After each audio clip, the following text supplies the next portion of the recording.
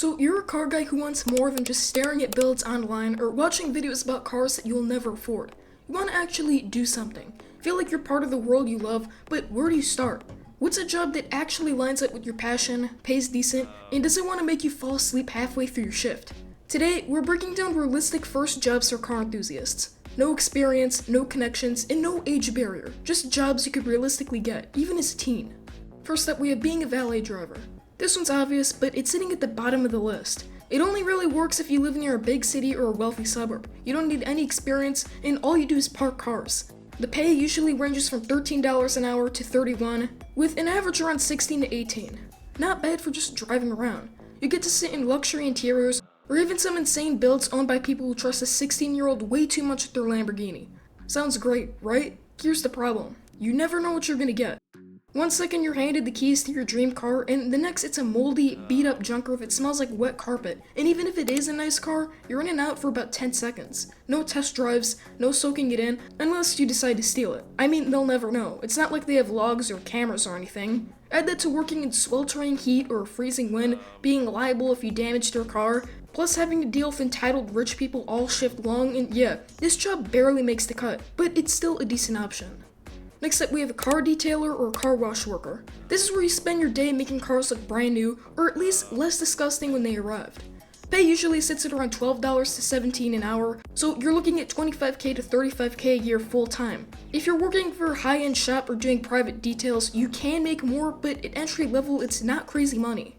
The upside, you get close with cars all day. If you're at a luxury dealer or specialty shop, you might be polishing Ferraris one week and ceramic coating a Porsche the next, and unlike a valet, you actually get to spend more time with the cars, even if you're mostly scrubbing them instead of actually driving them. The downsides, it's physically exhausting. You're on your feet all day, bent over reaching into weird places, and if you're at a regular car wash instead of a pro detailing shop, most of what you touch will be minivans with goldfish crumbs, spilled milk, and questionable stains you do not want to think about. My friend works in car detailing and needs to clean out dog vomit, human vomit, moldy McDonald's french fries, and actual feces, all while being yelled at by a Karen for not scrubbing hard enough. It's decent work if you enjoy making cars shine, but just be prepared for the most vile things you've ever seen in your life. Next up, we have a dealership service porter. Basically, you're behind the scenes valet for a car dealership. Your main job, move cars around, wash them, keep the lot organized, and occasionally shuttle customers or parts. Pay, usually $13 to $18 an hour. You get to see in everything that comes through the service lane, from brand new performance cars to old clunkers barely hanging on. Sometimes you'll even get to drive something rare or insanely fast, straight into a parking spot. The downsides, you'll be outside in all weather, moving cars all day, sometimes in tight spaces where one mad move means a very expensive mistake, and the job could get repetitive fast, especially if it's just washing base model SUVs for hours on end. Plus, you'll occasionally deal with impatient customers or stressed out service advisors breathing down your neck. It's not glamorous, but if you like being around cars and don't mind getting your hands wet, it's actually a solid stepping stone into the automotive world. Next, a delivery driver. Whether it's for a dealership, packages for Amazon, or food for Uber Eats, this one's pretty straightforward. You drive all day. Pay can range from $14 an hour to $20 an hour for hourly gigs, or more if you're doing tips-based work, but remember, gas and wear and tear on your car are coming out of your pocket unless you're in a company vehicle. I'm putting this one right in the middle of the list. Not amazing, not terrible.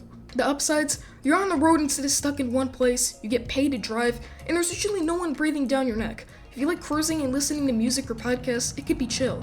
The downsides, traffic will become your mortal enemy, rude customers exist in every industry, and if you're in food delivery, you'll eventually carry an order that leaks mystery sauce all over your seats.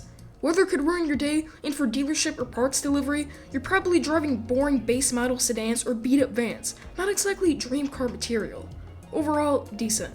Next up, we have the best way to get up and close with cars, being an assistant or junior mechanic. If you're a teen car guy who actually wants to get in there and learn how cars work, this is the job that'll either make you fall in love with the trade or make you question every life choice you've ever made. You're not just chilling waiting for a shift to end. This is full-on, hands-on, back-breaking work. The pay starting out, usually in the $14 to $24 an hour range, depending on where you're at. Not bad for just starting out, but let's be honest, this isn't a get-rich-quick kind of gig. The real payoff is the knowledge. You're basically getting paid to learn skills most car owners wish they had. You'll pick up tool knowledge, learn how engines come apart and go back together, and figure out little tricks and shortcuts that you can only get from real shop experience. You'll even be learning tips that apply to real-world problems, but here's the catch, it's exhausting. This is physical labor every single day. You'll be crawling under cars, lifting heavy parts, getting covered in oil, and working in whatever the shop has to deal with. Hot, freezing, Cuban, you name it. Because remember, most mechanic shops aren't climate controlled. Still, for a car enthusiast, this is priceless. You'll understand cars on a completely different level, and that's something no YouTube video or online forum could teach you. Plus, once you've got that experience, you can fix your own car, help friends out, or even start your own side hustle doing small jobs. It's not easy, and you'll probably hate it on most days, but if you stick it out, this could be the job that sets you up for an actual career in the automotive world. Think of it as the ultimate paid training program for enthusiasts. Now, finally, what's the automotive job? The job that could pay anywhere from $0 to millions a year. The job that lets you deep dive into your passion, and is probably the most fun you'll ever have. Becoming a car content creator. Okay, I know, it's not really a job at first. You only need to put in thousands of hours before AdSense starts rolling in, but you'll learn an insane amount about cars along the way. Every video I make, I learn something new, like the history of Saab, the problems with American SUVs, or even just how to express my own opinions better. Just find your niche and grow from there. Sure, your videos will probably suck in the beginning and barely get any views, but it's still fun, and you get to build a community along the way. Plus, it's easy to get started. All I needed to launch this channel was an old laptop and a crappy mic, and I still have both 6 months later. Takes work, but once the views start coming in, it's rewarding. Unless you're like Torquio and magically go viral with your first video, becoming an automotive YouTuber is a seriously long journey, but an amazing experience. Just try it and see where you're at in a year. The only catch, it takes a ton of time and effort, but still, it's worth it. In conclusion, get a job and keep grinding for a car, because geez, they're getting expensive. Thanks for watching, and remember people, drive safe, drive smart, but most importantly, drive something worth talking about. See you in the next one.